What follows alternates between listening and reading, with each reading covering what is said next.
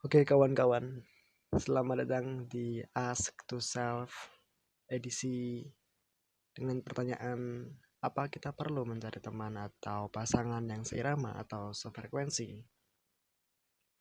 Menurut saya eh, banyak yang bilang bahwa kita harus mencari dan dapat teman yang sefrekuensi karena mereka berparadigma bahwa teman sefrekuensi akan mudah menjalani hubungan atau berinteraksi dengan teman tersebut.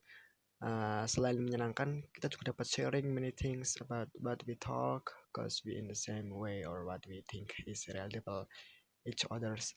Ada juga yang berpikir bahwa jika kita berada di circle yang seirama, kita akan menambah semangat dan berpikir konstruktif untuk apa yang kita mau ke depannya. Dan beberapa alasan lainnya yang menyenangkan buat yang berhasil menemukan teman yang sefrekuensi.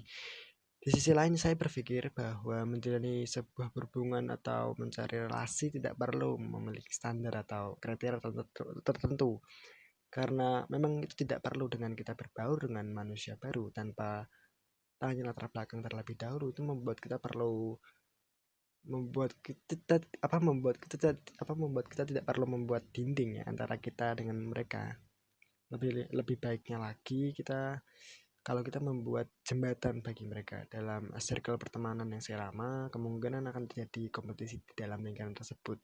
Kendati mereka saling support satu sama lain, tapi di sisi lain kemungkinan atau pasti akan terjadi perasaan menjatuhkan karena satu lingkaran tersebut pasti salah satu dari mereka ingin menang dan ingin diakui keberadaannya atau eksistensinya dalam lingkaran pertemanan tersebut. Itu sebenarnya baik karena mereka sering mendorong mengencourage satu sama lain untuk berhasil mencapai suatu target, tetapi lagi sifat ambisius yang tercipta dari dorongan teman sefrekuensi akan membuat kita lupakan diri sendiri. Berbeda dengan teman tidak seirama atau tidak sefrekuensi, tidak apa berbeda berbeda dengan teman tak seirama, di mana mereka memiliki different background yang relatif memiliki gairah yang tidak sama dengan kita. Timbul pertanyaan seperti ini, untuk apa berteman dengan orang yang tidak bisa mengerti apa yang kita inginkan, apa yang diinginkan, atau apa mereka bisa memahami apa yang aku rasakan, atau apa mereka bisa menyelesaikan masalah saya? Jawabannya tentu tidak. Mereka tidak bisa melayani semua hal yang kamu mau. Tujuan berbaur dengan manusia baru yang berbeda itu adalah untuk mencoba mengerti apa yang terjadi dalam sebuah perbedaan.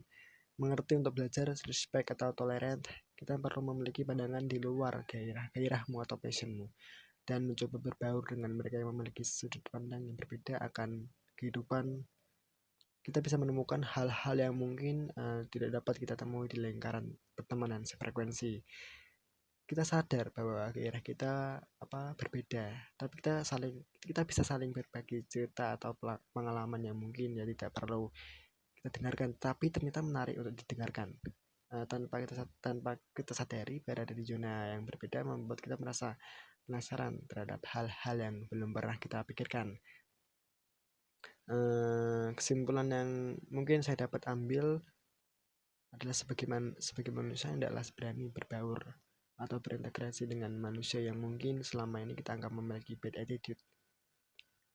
Kita nggak pernah tahu ternyata di luar anggapan kita selama ini kita termakan stereotype atau stigmatized oleh orang. Mungkin salah satunya adalah orang yang berada di lingkaran pertemanan kita sendiri yang sefrekuensi.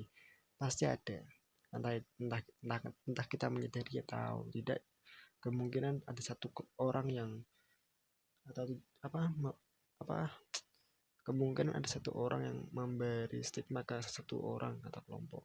Saya yakin bahwa kita tidak diwajibkan mencari teman atau pasangan yang seirama atau sefrekuensi. Itu menurut saya.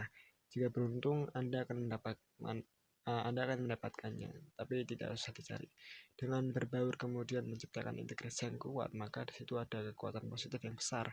Saya yakin juga dengan kita bekerja sama dengan manusia yang berbeda kemudian timbul kepercayaan antara satu sama lain, maka kita akan menciptakan perubahan yang nyata.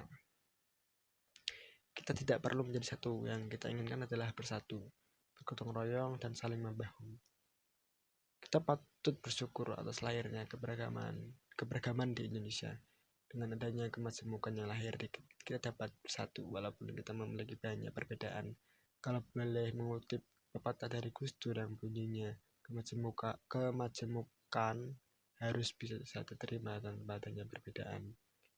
Begitu kerennya ucapan dari Bapak Pluralisme Indonesia. Sekali lagi, saya tekankan bahwa dengan adanya perbedaan yang saling melengkapi, akan terjadi keharmonisan di dalam perbedaan itu. Sepertinya itu berlaku juga mengenai pasangan. Tetapi yang terpenting sekarang adalah menjalani relasi dan bekerja sama. Terlepas dari semua itu, yang terpenting adalah tindakan dan mencoba memulai. Kurangi kompetisi, terbanyak kolaborasi. Kata-kata tersebut cocok sekali dengan keberagaman yang dimiliki Indonesia. Unity in Diversity. Catatan ini ditulis di rumah tertanggal 6 Januari 2021. Sincerely, Rahmat Devan.